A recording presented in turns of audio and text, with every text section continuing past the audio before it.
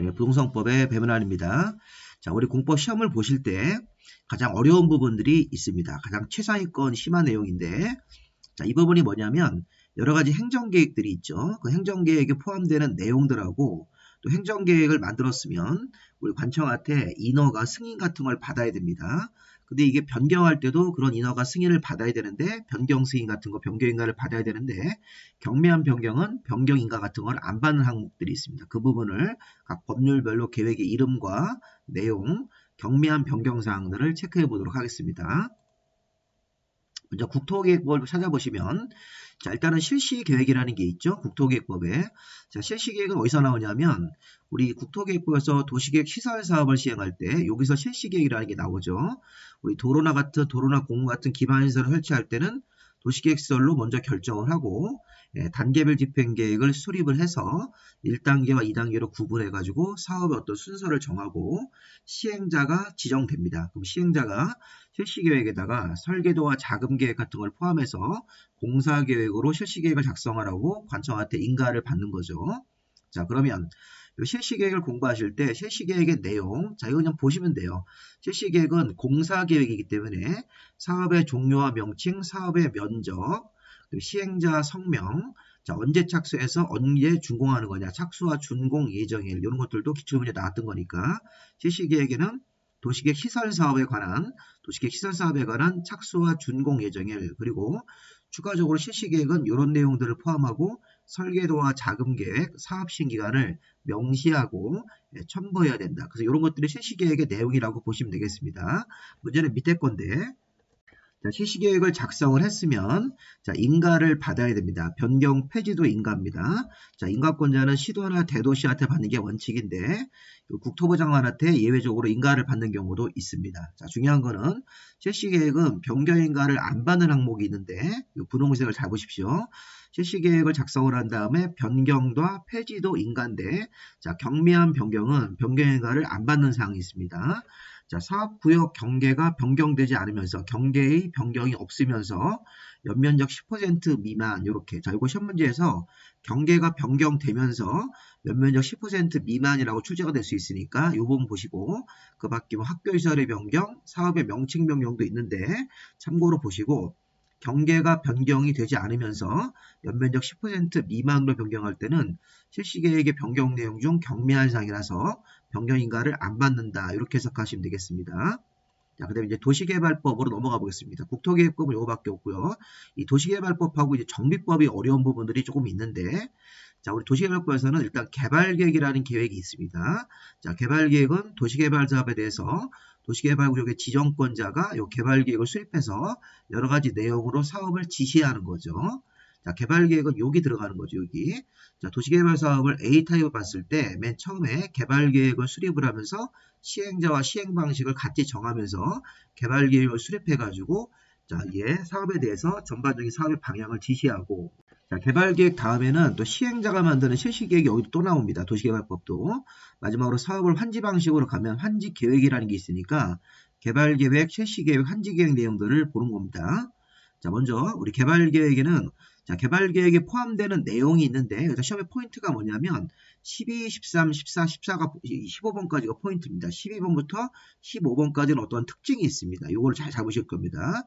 자, 일단 개발계획에는 우리 예전에 같이 수업을 할 때 개발계획에는 사업의 시행 기간과 시행자, 시행 방식을 정해서 어떤 방식으로 할 거냐, 뭐 전보 수용을 할 거냐, 전보 환지로 할 거냐, 혼용 방식으로 할 거냐 이런 것들을 방식을 정해주고 도시개발 사업은 12명 시행자 중에서 사업 시행할 사람을 정해주는 거죠. 자, 그 다음에 외우셔야 됩니다. 토, 인, 교, 환, 그 다음에 세, 여기 권리의 세분 목록할 때 세, 그 다음에 원, 보 이렇게 외우실 겁니다. 토, 인, 교환, 세, 원, 보 이렇게 앞글자를 따서 개발계획 내용을 외우셔가지고 자, 개발계획에서는 토지 이용을 어떻게 해라, 인구를 몇 명 수용해라, 인구 수용 계획, 교통처리 계획, 환경보존 계획, 그다음에 보건의료시설, 병원이라든가 보건소 만드는 계획, 그다음에 수용 방식일 때 수용 방식으로 들어가 있는 토지나 건물의 권리를 조사해서 그 권리의 명의자들 어떤 사람들이 권리를 가지고 있는지 그 내용들을 조사해서 나중에 보상금을 지급해야 되기 때문에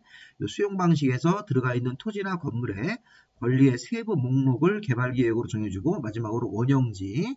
자, 원형지가 수용 방식 할 때 나오는 토지죠.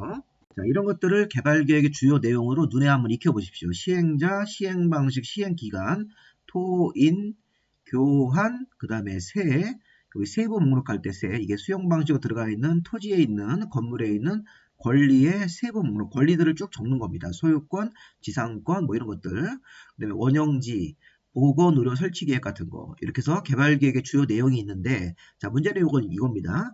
12, 13, 14, 15는 어떤 특징이 있냐면, 개발계획 내용 중 A타입에서 12, 13, 14, 15 내용은 구역 지정 후에 개발계획에 포함될 수 있다. 여기 보시면 12번이 기반시설 설치 비용 계획입니다. 자, 구역 밖에다가 기반시설을 설치할 때 기반시설 설치 비용 부담 계획. 자, 13번 아까 우리 봤던 거 수용 대상으로 들어가 있는 토지나 건물의 권리의 세부 목록. 요거 세입자 안정 대책입니다. 마지막으로 단계별 추진 계획인데 얘네들은 어떤 특징인 거냐? 개발 계획의 내용에 들어가는 내용들인데 A 타입에서 요 개발 계획을 만들 때 포함시키지 않고 요 구역 지정 후 여기에 요 시점에서 개발 계획 내용에 포함될 수 있다는 겁니다. 자, 개발 계획 내용 중 구역 밖에다가 기반시설 설치할 때 기반시설 설치 비용 부담 계획, 자, 세부 목록, 세입자 안정대책, 단계별 추진계획은 A타입에서 개발계획을 만드는 과정에서 요때 집어넣지 말고 A타입에서 여기도 집어넣지 말고 구역 지정 이후에 요 시기에 개발계획에 포함될 수 있다. 즉 쉽게 개발계획을 처음 만들 때 들어가지 말고 나중에 포함될 수 있다는 겁니다. 개발계획 내용 중 12, 13, 14, 15번 내용은 구역 지정 후에 포함될 수 있다. 이게 지금 4가지이기 때문에 시험 문제 나올 수 있다는 겁니다. 시험 문제 형태가 다음 중 개발계획 내용 중에서 구역 지정 후 포함될 수 있는 항목이 아닌 것은 그러면 요 4개를 열고 해놓고 다른 거 하나를 집어넣어 가지고 문제 낼 수 있습니다. 예를 들어서 여기 4개 중에서 다른 거 원형지 같은 거, 이 보건의료 설치계획 같은 걸 하나 넣어가지고선 오지선 대형문들 만들 수 있으니까 요 개발계획 내용 중 요 12, 13, 14, 15번을 잘 기억해 주셔야 됩니다. 자, 그래서 기반시설 비용부담 계획, 자, 그 다음에 권리의 세부 목록, 세입자 안정, 단계별 추진 계획입니다. 이렇게 해서 이 내용을 좀 정리해 보시기 바랍니다. 자, 그래서 개발계획 내용 중에 구역 지정 이후에 나중에 포함될 수 있는 것 4가지. 자, 그 다음에 우리 이제 환지 방식으로 개발계획 만들 때는 동의. 자, 이게 이제 좀 더 어려운 부분들이 나왔는데, 자, 이 부분은 요 개발계획을 환지 방식으로 만들 때 우리 예전에 배웠죠. 환지 방식으로 개발계획을 수립할 때는 지정권자가 수립하더라도 동의를 받아서 해야 된다. 단 국가나 지자체는 동의 안 받죠. 환지 방식으로 개발계획을 수립하거나 변경할 때는 면적 3분의 2, 토지 소유자 총수 2분의 1 동의를 둘 다 받아야 된다. 국가나 지자체가 시행자면 동의받지 않습니다. 자, 그런데 보세요. 환지 방식으로 개발계획을 수립할 때도 동의고 변경할 때도 동의입니다. 경미한 변경은 동의를 받지 않는다. 이렇게 되어 있습니다. 자, 근데 문제는 경미한 변경이 우리 법적으로 보시면 다음에 해당하지 않는 것이 경미한 변경입니다. 자, 개발계획을 환지 방식으로 수립하고 나서 변경할 때도 면적 3분의 2 이상, 토지 소유자 총수 2분의 1 동의를 받아야 되는데 다음에 경미한 변경은 동의를 받지 않는다. 이제 경미한 변경이 밑에 1번부터 뒤에 9번까지 열거되어 있습니다. 근데 이게 지금 경미한 변경이라는 게 뭐냐면 여기 써 있는 것이 아닐 때 반대로 여기 써 있는 것이 아닌 것이 경미한 변경이라고 해석해야 됩니다. 그래서 경미한 변경은 다음에 해당하지 않는 것이 경미한 변경이 되는 거죠. 그럼 해석을 해볼 때 어떻게 합니까? 다음에 해당하지 않은 것이 경미한 변경이다. 그러면 자, 환지 방식에서 편입되는 토지 면적이 100분의 5 이상, 제외되는 부분이 100분의 10 이상, 편입 제외되는 면적이 3만 제곱미터 이상이면 중요한 겁니다. 그래서 편입된 부분이 100분의 5 미만일 때 경미한 거로 보시면 되겠고 제외되는 토지 면적도 100분의 10 미만, 편입될 때는 100분의 5가 기준이고 제외되는 부분은 100분의 10 이상, 그러면 중요한 거 100분의 10 미만이면 경미한 게 되는 거죠. 자, 그 다음에 이거는 면적으로 편입이거나 제외되는 부분의 면적이 3만 이상이면 경미한 경우니까 편입 제외되는 면적이 3만 미만이면 경미한 경우가 되는 겁니다. 3만 이상이면 중요한 거, 3만 미만이면 경미한 게 되는 겁니다. 자, 일단 우리가 환지 방식에서 편입되는 면적 100분의 5 이상이면 중요한 것이고 100분의 5 미만이면 경미한 게 되는 거죠. 제외되는 부분은 100분의 10 미만이면 경미한 경우가 되겠고, 자, 편입하거나 제외되는 면적이 3만 제곱미터 미만이면 이것도 경미한 변경이 되겠습니다. 자, 1번을 한번 잘 보십시오. 보시고 나서 자, 2번 보세요. 너비가 12m 이상 도로를 신설할 때는 중요한 거니까 너비가 12m 미만 도로의 신설 폐지면 경미한 게 되는 겁니다. 자, 그 다음 이제 100분의 10짜리가 있습니다. 수용 인구가 100분의 10 이상 증감되면 중요한 것, 100분의 10 미만으로 증감됐을 때 경미한 게 되는 겁니다. 자, 그다음에 도로를 제외한 기반시설의 면적이 100분의 10 이상으로 증가되면 중요한 것, 이렇게 공원이나 녹지는 또 100분의 5로 기준이 있는데 요거는 참고로 보시고, 기반시설 면적 100분의 10 이상 중요한 거, 100분의 10 미만이면 경미한 거고, 자, 인구 같은 경우도 100분의 10입니다. 100분의 10. 그래서 도로 12m 이상 도로 인구가 100분의 10 이상 증감되면 중요한 거고 100분의 10 미만이면 경미한 게 되는 겁니다. 자, 기반시설 면적도, 도로를 제외한 기반시설 면적도 100분의 10 이상이면 중요한 것이다. 100분의 10 미만이면 경미한 거로 기준을 잡습니다. 그 다음에 이거 이제 100분의 5짜리가 있습니다. 100분의 5짜리가 자, 기반시설을 제외한 도시개발구역원의 용적률이 100분의 5가 기준이고 기반시설의 설치 비용도 100분의 5 이상이면 중요한 거, 100분의 5 미만이면 경미한 게 되는 거죠. 자, 이렇게 제가 착가를 표시했는데 분홍색은 100분의 10, 이 파란색은 100분의 5라는 기준을 가지고 한번 생각해 보시기 바랍니다. 자, 조금 어려운데 이 부분. 자, 많이 어렵죠, 사실은. 자, 너비가 12m 미만 도로가 경미한 경우고 인구는 100분의 10 미만, 그 다음에 기반시설 면적도, 도로를 제외한 기반시설 면적도 100분의 10이 기준입니다. 네, 용적률은 100분의 5, 기반시설의 설치 비용은 100분의 5 미만이 경미한 경우로 보시면 되겠습니다. 자, 그리고 나머지 부분들을 참고로 보시면 사업지구를 분할하거나 통합하는 거는 굉장히 중요한 일이기 때문에 이거는 무조건 중요한 거로 보시면 되겠습니다. 이거는 어떤 숫자 비율이 아닙니다. 자, 분할하거나 통합하는 내용으로 문제가 나오면 이건 무조건 중요한 거기 때문에 환지 방식에서 개발 계획을 만들고, 그리고 3번 같은 경우는 중요한 변경이니까 동의를 받아서 변경을 해야 됩니다. 그 밖에 뭐 사업 방식을 변경하는 경우도 굉장히 중요한 변경이니까 그 정도 보시면서 100분의 5짜리가 있구나, 100분의 10짜리가 있구나, 도로가 12m가 기준이구나, 이렇게 한번 보시고 1번은 별도로 그냥 보시기 바랍니다. 3만 제곱미터 이상 이런 거 중요하죠. 편입되는 부분은 100분의 5, 제외되는 부분은 100분의 10 이런 식으로 해서, 자, 경미한 변경은 환지 방식으로 개발 계획을 변경할 때도 동의를 받아야 되는데 경미한 변경은 동의를 안 받는 것이다. 근데 우리 여기 열거되어 있는 것들이 요거 이상이면 중요한 거고 미만인 경우가 경미한 변경으로 보시기 바랍니다. 좀 어렵습니다, 이 부분은. 자, 다음. 자, 도시개발사업도 실시계획이라는 계획이 있는데요. 자, 요 실시계획은 여기 들어가는 거죠. 우리 도시개발사업 A타입에서 실시계획은 여기 들어가서 이 사업시행자가 이게 실시계획을 개발계획에 맞게 이 실시계획에도 설계도와 자금계획이 들어가는 도시개발사업에 대한 공사계획을 만들어서 지정권자한테 인가받는 이 부분을 말하는 겁니다. 자, 보시면 이 실시계획에도 우리 국토계획법과 유사하게 설계도, 자금계획 같은 것들을 명시하고 첨부해야 되고 실시계획 자체에 지구단위 계획도 포함이 돼야 됩니다. 자, 지정권자가 아닌 시행자는, 자, 우리 도시개발구역의 지정권자가 시도나 대도시 또는 국토부 장관이기 때문에 그런 지정권자가 아닌 나머지 시행자는 실시계획을 작성을 하면 지정권자한테 인가를 받아야 되고, 자, 변경 폐지할 때도 인가를 받아야 됩니다. 자, 그런데 여기도 경미한 변경이 두 가지가 있습니다.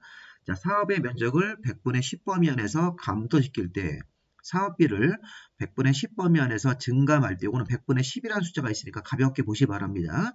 100분의 10 범위 안에서 면적 감소, 100분의 10 범위 안에서 사업비의 증감, 이런 것들은 경미한 변경으로 변경인가를 받을 필요가 없다는 것입니다. 이런 부분들이 기출문제가 나오면 굉장히 당황스러운데 이런 거는 살짝만 보시기 바랍니다. 최상위 문제이기 때문에 100분의 10, 100분의 10이 있다는 겁니다. 자, 그 다음 우리 이제 환지 계획으로 가야 되죠. 환지 계획은 여기 뒤에 나오는 사업 방식으로 들어가서, 예, 환지 방식으로 할 때 환지 계획을 만들어서 환지의 위치라든가 환지의 규모 같은 것들을 미리 정하는 계획이 환지 계획입니다. 자, 환지 계획에는 시험 문제가 뭐가 나올 수 있냐면 다음 중 환지 계획의 내용이 아닌 것은, 내용으로 틀린 거 그러면, 자, 일단은 환지 설계를 통해서 종전 토지가 나중에 환지 어디로 간다, 환지 위치 같은 걸 알 수 있는데, 자, 요거 보십시오. 필지별 환지 명세도 종전 필지의 토지가 나중에 환지가 어디로 간다. 환지의 뭐 어떤 규모라든가 환지의 이름 같은 것들을 정하는 건데 이거를 필지별 환지 예정지라고 하시면 안 됩니다. 필지별 환지 명세를 필지별 환지 예정지 명세 그러시면 틀립니다. 자, 그리고 필지별 권리별 청산 대상 토지 명세를 청산금이라고 하시면 안 됩니다. 청산 대상으로 돈을 줄 건지 받을 건지를 분류할 수 있는 거지 청산 대상 토지 명세를 청산금이라고 하시면 안 됩니다. 이 분홍색 부분을 시험 문제에서 바꿀 수 있습니다. 자, 필지별 환지 명세가 맞고 필지별 환지 예정지 명세 그러시면 안 되고 자, 필지별 권리별 청산 대상 토지 명세를 청산금의 명세 이렇게 바꾸시면 안 됩니다. 그 밖에 채비지, 보유지, 입치한지 같은 것들을 신청이 들어왔을 때는 입치한지 건축물의 명세, 그 밖에 뭐 지출계획서, 수입계획서, 평균 토지부담률, 비례율 같은 것들이 환지계획의 내용이니까 분홍색으로 써있는 것들을 다른 단어로 바꾸는 거 환지 예정지 명세로 바꾸면 안 되고 청산금의 명세로 바꾸시면 안 됩니다. 청산금은 나중에 사업이 끝난 다음에 확정되기 때문에 자, 환지계획의 내용을 보셨고 자, 환지계획을 작성을 해서 시군구청장한테 인가를 받습니다. 이거 주의하셔야 됩니다. 자, 우리 보통 도시개발사업은 지정권자인 시도나 대도시 국토부 장관한테 뭐 인가라든가 이런 걸 받아야 되는데 이 환지계획 인가는 특이하게 행정청 안인시행자가 환지계획을 만들면 특별자치도하고 시군구청장의 인가를 받는 겁니다. 이건 지정권자 인가가 아닙니다. 이 서열 3등인 시군구청장한테 인가를 받고 환지계획을 인가받은 거를 변경할 때도 변경인가인데 다음에 경미한 변경은 변경인가를 안 받는 게 있습니다. 자, 토지가 하필 분필되면 자연스럽게 환지계획도 같이 바뀌어야 됩니다. 이거는 토지가 하필 분필되어서 당연히 바꿔야 되는 내용이기 때문에 변경인가를 안 받는 겁니다. 자, 토지나 건축물 소유자가 동의해가지고 환지계획을 변경하는 경우는 여러 가지 문제될 게 없으니까 변경인가 안 받고 처리할 수 있다. 다만 다른 토지의 환지계획 변경이 없어야 됩니다. 다른 토지나 다른 건축물 소유자한테 또 영향을 주면 요거는 경미한 변경으로 볼 수가 없다는 겁니다. 자, 일단은 토지가 하필 분필되면 그거에 따라서 정리를 해야 되기 때문에 환지 명세가 바뀝니다. 당연히 바꾸는 거. 토지 소유자가 원하는 대로 동의해서 토지나 건물 소유자가 동의해가지고 환지계획을 변경할 때도 변경인가 안 받습니다. 다만 다른 토지 건물 소유자한테 자, 어떤 변경사항이 생기면 이건 안 된다. 지적 측량 결과를 반영한다. 지적 측량 같은 거를 해서 변경사항을 변경할 때도 당연히 바꿔야 되는 거고 자, 금전으로 청산하는 것도 변경인가를 안 받는 4가지가 있으니까 이런 부분들 한번 체크해 보시기 바랍니다. 자, 그 다음에 우리 정비법. 정비법에서는 기본계획부터 시작하죠. 자, 우리 정비법은 재건축 재개발 사업에 대한 정비 사업을 중심으로 보는데 기본계획이 있고 정비계획이 있고 사업시행계획이 있고 관리처분계획 4가지 계획이 있으니까 여기에 대해서 한번 보도록 해보겠습니다. 자, 먼저 우리 기본계획에 들어갈 내용들 굉장히 많죠. 1번부터 12번까지 쭉 나오는데 자, 기본계획 내용에서는 여기서 포인트가 뭐냐면 보시면 여기 뭐 사업의 기본 방향을 정하면서 토지용계획, 뭐 기반시설계획, 교통계획 같은 거 환경, 사회복지시설 계획 이런 것들 다 시험 문제가 나왔던 것들인데 좀 어렵습니다. 뭐 주거지 관리 계획도 있고 자, 중요한 거는 9번, 10번을 잘 보셔야 됩니다. 여기서 중요한 포인트가 뭐냐면 기본계획에는 정비 예정구역 자, 정비구역을 정하기 전에 먼저 후보지를 발표하죠. 자, 기본계획 수립권자가 이렇게 5명입니다. 군수를 뺀 특별광역시 자치시와 자치도 시장이 기본계획을 자기 도시에 대해서 10년마다 수립을 해야 됩니다. 수립을 할 때는 정비 예정구역이라는 재개발 사업의 후보지하고 그다음에 정비 예정구역별 정비계획의 수립 시기라고 해서 자, 정비 예정구역에다가 이런 정비계획이라는 세부계획을 또 만들어야 됩니다. 뒤에 가서 특별시 광역시장이면 구청장이 정비계획 같은 걸 만들도록 돼 있죠. 세부적으로 지시하는 계획.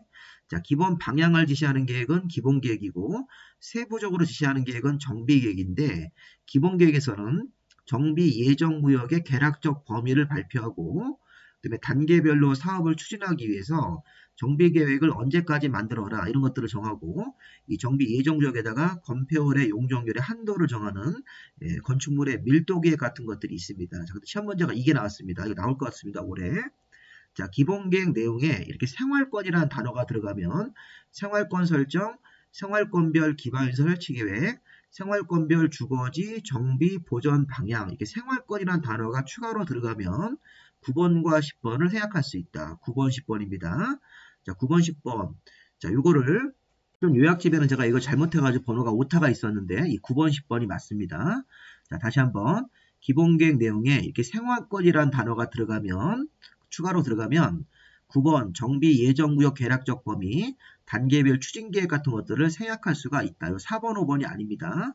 주거지관리계획이나 토지용계획 같은 걸 생략하지 말고 정비 예정구역의 계략적 범위나 단계별 추진계획 같은 것들을 기본계획 내용에 포함시키지 아니할 수 있다. 자, 정리해보면 자, 기본계획은 5명이 수립하고 기본계획에서는 재건축 재개발 사업에 대한 도시의 정책 방향, 기본 방향이 나오고 주거지관리계획, 토지용계획, 정비기반시설계획, 교통계획, 환경, 사회복지시설, 문화계획 같은 게 들어갑니다. 근데 중요한 거는 9번 정비 예정구역을 발표하고 그 다음에 단계별 추진을 하기 위해서 정비 예정구역별 정비계획의 수립 시기 자, 건폐율 용적률 같은 밀도계획 같은 것들이 기본적으로 기본계획에 들어가는데 기본계획 내용 중에 이런 생활권이라는 단어가 추가적으로 들어가면 자, 9번과 10번 내용을 생략할 수 있다. 요거 시험 지문으로 나왔기 때문에 올해도 가능성이 있습니다. 자, 다음 기본계획 다음에는 하나 더 볼 게 있는데 자, 기본계획 수립 절차가 주민 의견을 14일 이상 듣고 지방의 의견 듣고 지방의 의견 청취가 들어가면 지방의회가 60일 안에 의견을 통보하도록 되어 있습니다. 자, 주민 의견 듣는 기간 14일 이상 공람, 지방의 의견을 듣고 협의와 심의를 거친 다음에 특별광역자치시와 자치도가 이걸 쭉 진행을 해서 확정되면 그 내용을 발표합니다. 기본계획 내용을 발표하고 국토부 장관한테 보고하게 돼 있고 다만 여기 시장 중에서 대도시가 아닌 시장은 중간에 도지사 승인이 추가되는 거죠. 근데 문제는 기본계획 수립하거나 변경하는 절차가 있는데 이런 게 있습니다.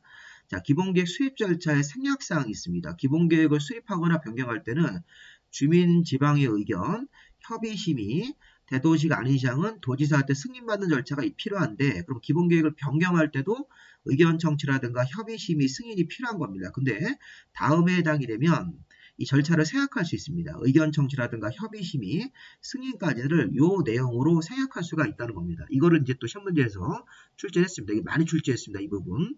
그래서 기본계획 내용을 공부하실 때는 기본계획은 주민 의견을 듣고 지방의 의견도 들어야 되고 협의와 심의를 거치고 나서 기본계획이 확정되면 고시하고 대도시가 아닌 시장이 수립했을 때는 도지사한테 승인까지 받아야 되는 건데 이 중간에 있는 절차를 생략할 수 있습니다. 왜? 경미한 변경이기 때문에 기본계획 내용 중에서 경미한 내용의 변경일 때는 잘 근데 보세요.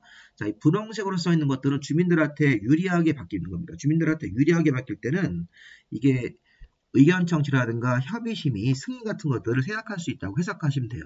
같이 한번 읽어보시면 자, 정비기반시설 규모가 확대되면 기반시설이 많아지면 거기 재개발 재건축 사업 안에 있는 그 소유자 주민들한테 유리한 겁니다. 자, 기간이 단축되는 것도 주민들한테 유리하고 자, 공동이용시설, 사회복지시설, 문화시설 계획이 변경되면 주민들한테 유리하게 변경되는 겁니다. 그 다음에 이 파란색 20%짜리 미만이 있고 10%짜리 미만 이렇게만 보십시오. 자, 지금 자, 정비기반시설의 규모를 축소할 때는 10% 미만 축소, 주민들한테 불리하게 작용할 때는 10% 미만까지만 변경이지만 경미한 변경으로 보고 이런 것들을 생략할 수가 있는 것입니다. 자, 그 다음에 정비 예정구역은 20% 미만, 건폐율 용적률도 20% 미만까지 변경하면 경미한 변경으로 보고 의견 청취 같은 것들을 생각할 수 있습니다. 이거 기출문제를 나중에 찾아보시면 이런 부분들이 가장 이렇게 어렵게 출제가 됩니다. 주민들한테 유리한 거, 10% 미만으로 기반시설을 변경하는 거, 정비 예정구역이나 건폐율 용적률의 한도 같은 거는 100분의 20%인 20% 미만으로 변경될 때가 경미한 변경이다. 그 다음에 단계별 추진계획 변경도 있는데 이건 참고로 보시 바랍니다. 나머지 내용들은. 그래서 기본계획에서 이런 부분들을 한번 살펴보시고 자, 이번에는 이제 기본계획이 끝나고 나면 정비계획이라는 게 있습니다. 자, 우리 기본계획을 특별시 광역시장이 수립했을 때는 구청장이 정비계획을 만들고 자치시와 자치도 시장이 수립했을 때는 본인 자신이 직접 정비계획을 만드는 것이죠. 자, 일단 정비계획은 요겁니다. 정비계획이라는 세부 계획을 또 만들어서 정비구역 지정까지 또 가야 되는 것인데요. 자, 정비계획의 내용을 보시면 정비계획은 기본계획 다음에 만드는 계획입니다. 그럼 정비계획에서는 아까 기본계획에서 발표한 정비 예정구역에다가 구체적으로 이제 확정을 하고 세부적으로 지시하는 계획으로서 사업의 명칭을 확정하고 아까 기본계획에서는 정비 예정구역인데 정확한 사업의 명칭과 구역이 확정되는 것입니다. 그리고 그 예정구역에다가 정비 예정구역에 들어갈 도시계획설, 공동이용설, 건폐율 용적률의 높이 같은 것들을 구체적으로 확정을 합니다. 그 다음에 환경보전계획, 교육환경보호계획, 정비사업의 예정 시기 이런 것들이 정비계획의 주요 내용들이 되는 겁니다.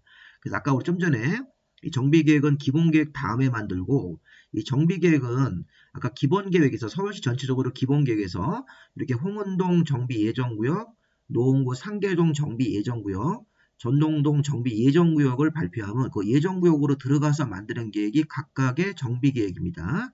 정비계획은 그렇게 개념을 잡고 이 정비계획의 내용에는 사업의 명칭과 구역의 면적을 확정하고 정비 예정구역에 들어갈 도시계획설, 정비 예정구역에 들어갈 공동이용설을 확정하고 그 다음에 아까 우리 기본계획에서 발표한 건폐율 용적률 밀도계획 범위 안에서 구체적으로 건폐율 용적률 높이가 확정되는 거죠. 그래서 자, 정비계획에서 건폐율과 용적률, 높이 같은 것들이 구체적으로 숫자로 확정이 되는 겁니다. 아까 기본계획에는 건폐율 용적률의 밀도계획이란 말 써가지고 범위를 잡아주는 거고 이제 건폐율 용적률 높이가 확정되는 것은 정비계획에서 확정되는 거죠. 환경보전계획, 교육환경보호계획, 그 정비 예정구역 안에 학교가 있으면 어떻게 보호할 건지, 사업의 예정 시기, 사업의 시행 방법 같은 것들이 정비계획의 내용입니다. 자, 시험 문제에서는 다음 중 정비계획의 내용이 아닌 것 그러면 정비계획 내용에는 분양자가 들어가시면 안 됩니다. 분양 설계라든가 분양 대상자의 이름 이런 거 또는 설계도 같은 거 들어가시면 안 됩니다. 아직 설계도는 안 나온 거죠. 설계도는 이따가 사업 시행 계획에서 나옵니다. 그리고 분양자 들어가는 거는 관리청원 계획에 나오기 때문에 사업 시행 계획은 구체적으로 확정을 하고 구체적으로 지시하는 계획이다. 정비 예정구역으로 들어가서 그래서 분양 설계는 들어가시면 안 됩니다. 설계 도서 같은 것도 들어가면 안 됩니다. 자, 이런 것들이 사업 시행 계획 내용이고 자, 그다음에 우리 정비 계획을 만들 때 자, 우리 정비계획을 입안할 때는 이 구청장 같은 관청이 특별시 광역시 밑에 구청장 같은 관청이 정비계획을 입안해서 만들어서 주민에게 서면 통보하고 그 홍은동 정비 예정구역 안에 주민들한테 서면 통보하고 주민 설명회도 개최해야 되고 그 다음에 30일 이상 주민공람을 해서 주민 의견을 듣습니다. 그 다음에 지방의 의견을 들어서 기본계획을 정비계획을 자, 입안을 해야 되는데, 자, 정비계획 입안할 때도 이런 게 있습니다. 자, 주민 공람 30일과 지방의 의견을 생각하는 사항이 있는데, 자, 이 시험 문제 이건 아직 안 나왔지만 1번과 5번만 좀 보시면 되겠습니다. 자, 정비계획을 입안하거나 변경할 때는 서면 통보 설명에 30일 이상 주민공람, 주민의견 청취, 지방 의견을 들어야 되는데 그런 거를 생략하는 경우가 있다는 겁니다. 자, 정비구역의 면적을 10% 미만으로 변경할 때, 그 다음에 정비 사업의 예정 시기를 3년 범위 안에서 조정할 때 이런 것들이 대표적으로 이제 경미한 변경인데 여기 기반설의 뭐 규모를 10% 미만 변경, 건폐율 용적률을 축소하거나 10% 범위 안에서 확대하는 경우도 있는데 여기 1번 10% 미만 이런 것들 근데 중요한 게 1번이 뭐냐면 1번하고 5번을 중심으로 보세요.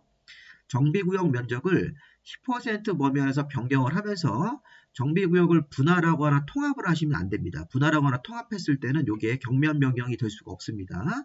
그리고 사업 예정 시기를 뭐 5년 범위 안에서 이러면 안 되겠죠. 시험 문제가. 그래서 1번과 5번 정도 찍어보시고 나머지 잘 모르겠으면 그냥 10% 이렇게 하시면 되겠습니다. 대부분 숫자를 가지고 문제를 많이 출제하기 때문에 그 정도를 보시면서 이 경미한 변경이면 정비계획을 입안할 때 여기 주민의견 청취라고 지방의견 청취를 생각할 수 있는 것 이런 것들이 제가 예전에 심화교육집에 기재했는데 강의는 거의 안 합니다. 이게 이 부분이 되게 어려운 부분이라서 대부분 큰학원 선생님들도 이거 강의 같은 걸 못합니다. 너무 세부적인 사항이라서 그래서 이런 것들을 좀 심화 내용으로 한번 정리를 한번 해보도록 하겠습니다. 이렇게 해봤습니다.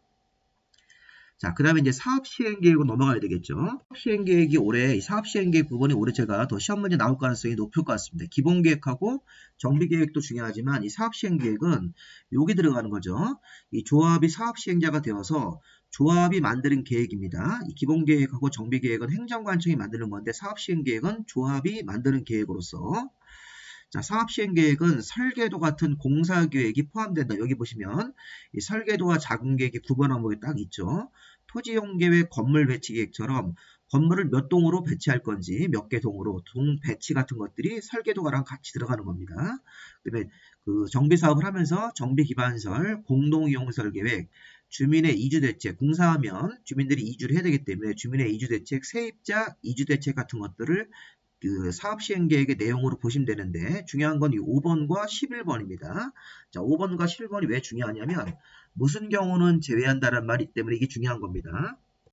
자, 세 문제에서 다음 중 정비법상 사업시행계획 내용으로 잘못된 것은 그러면 이런 것도 낼 수 있지만 자, 재건축을 할 때는 임대주택 건설계획이 포함되지 않습니다. 재개발할 때는 포함되고 주거환경 개선 사업할 때는 포함되는데 임대주택 건설계획이 재건축에는 포함되지 않고 그 다음에 주거환경 개선 사업으로 저소득층에 대한 사업을 할 때는 국민주택 규모를 대부분 비율로 짓기 때문에 90% 이상 짓기 때문에 국민주택 규모 건설계획이 주거환경 사업할 때는 제외한다. 자, 다음 중 사업시행계획 내용으로 틀린 것 해가지고 재건축 사업을 할 때 임대주택 건설계획이 포함된다 그러면 틀립니다. 또 주거환경 개선 사업할 때 국민주택 규모 건설계획이 포함되어야 한다. 이렇게 하면 틀린 겁니다. 이거 5번하고 11번 내용을 포인트로 잡고 나머지 내용들은 참고로 이렇게 보시면 되겠습니다. 뭐 빗물 처리 계획 같은 것도 있고 범죄 예방 대책 같은 것도 사업시행계획으로 공사하면서 충분히 다 고려할 사항들이니까 이런 부분들을 사업시행계획 내용으로 보시고 이 사업시행계획 자, 그 다음에 사업시행계획도 사업시행자가 작성을 했으면 시장노수청한테 제출하고 인가를 받아야 됩니다. 자, 변경 폐지도 인가를 받아야 되는 거죠. 그런데 이 변경할 때 경미한 사항은 또 신고하는 사항이 있습니다. 이거는 인가를 안 받고 신고로 처리합니다. 자, 사업비를 10% 범위안에서 변경. 자, 관리처분계획의 인가에 따라서 사업시행계획을 같이 바꿔야 되는 사항. 자, 사업비를 10% 범위안에서 변경.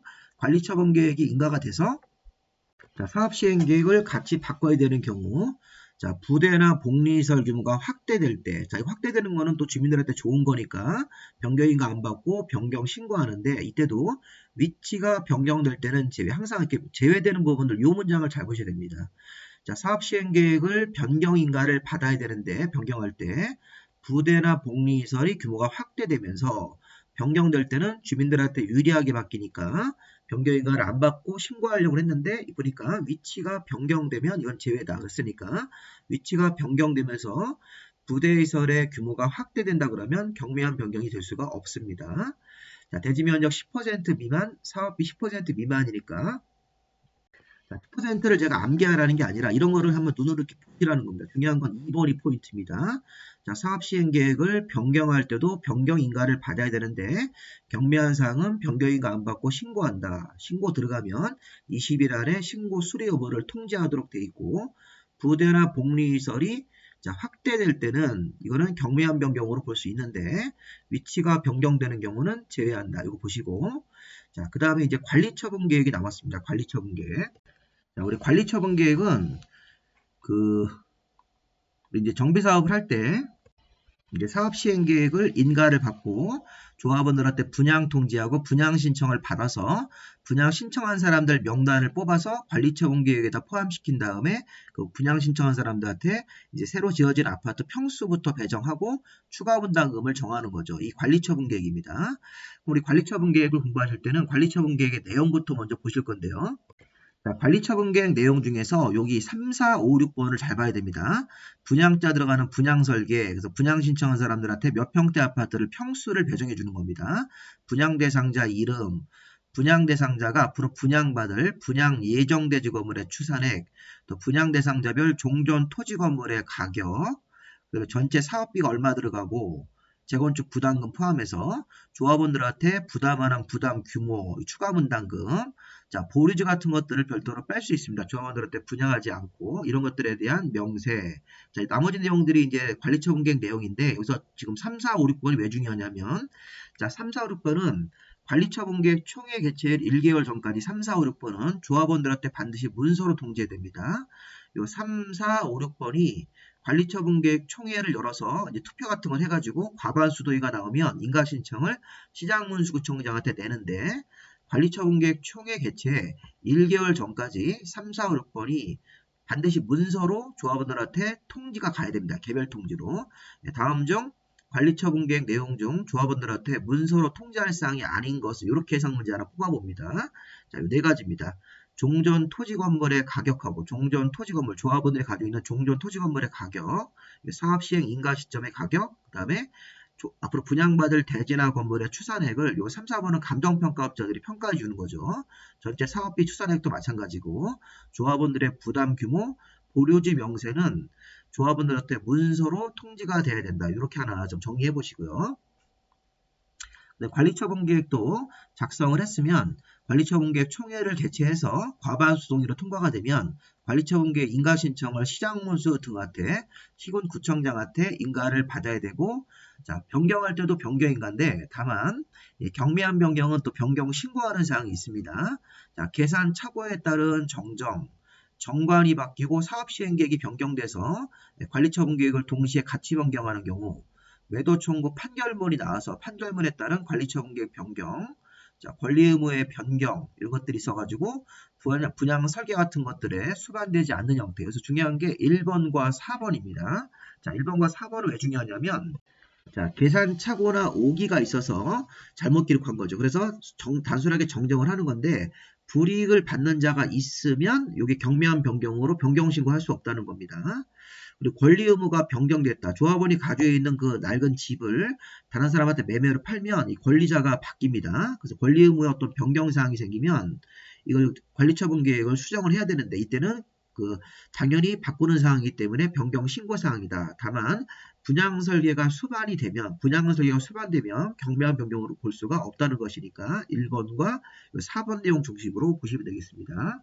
자, 다음 중 관리처분 계획의 내용 중에서 경미한 사항이고 변경 신고하는 사항들이 있는데 그것으로 잘못된 것은 그러면 불이익을 받는 자가 있으면서 계산 착오 같은 것들을 정정하는 것 그러면 안 되는 거고, 자, 분양 설계가 변경되면서 이렇게 권리 의무가 변경돼 가지고 관리처분 계획을 변경하는 경우는 경미한 변경으로 볼 수가 없으니까 이것들 한번 읽어보시기 바랍니다.